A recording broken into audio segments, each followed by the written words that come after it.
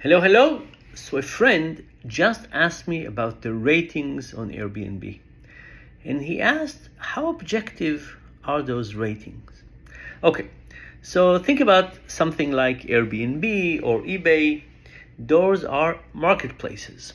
Marketplaces get buyers and sellers, people who want to rent their apartment or house out, people who want to rent it, people who want to sell something, people who want to buy something. And we think about eBay and Airbnb as market makers, as people that should care about both sides of the market. They should care about the sellers and they should care about the buyers. They should care about the people who rent apartments. They should care about the people who are renting. So the standard approach is to say they really try to keep neutrality because they care about both sides of the market. But do they really care equally about both sides of the market? So think about eBay.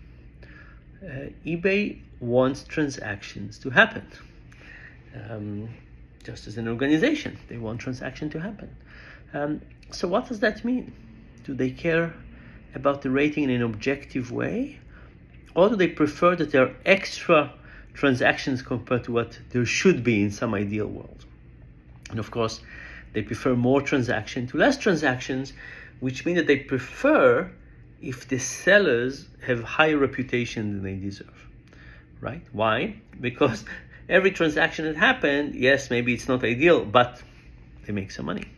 So a transaction that doesn't happen is much worse for them. So because transactions that happened are better for them than transactions that don't happen, they have an incentive to help the sellers inflate their reputation. I'm not saying they're doing it purposefully, but they have reasons to basically help sellers who have maybe low reputation to still sell things or promote them and so on. The same thing is true for Airbnb. Airbnb is a market maker, but it's a market maker that makes money only when a transaction occurs. So because of that, they want more transaction to occur.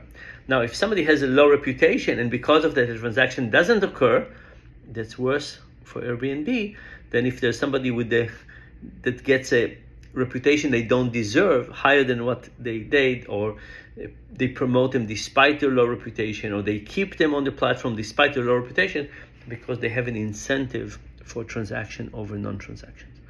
So that's a case, the market for ratings that we think is objective, but we really need to dig down and see the objective of the marketplace. And then we would realize that it's not exactly objective. Now, I think both eBay and Airbnb in the short term would be better off if the algorithm is biased toward the sellers, but in the long term, it's not in their best interest. But as you know, it's hard for people and for organizations to do what's good in their long-term best interest.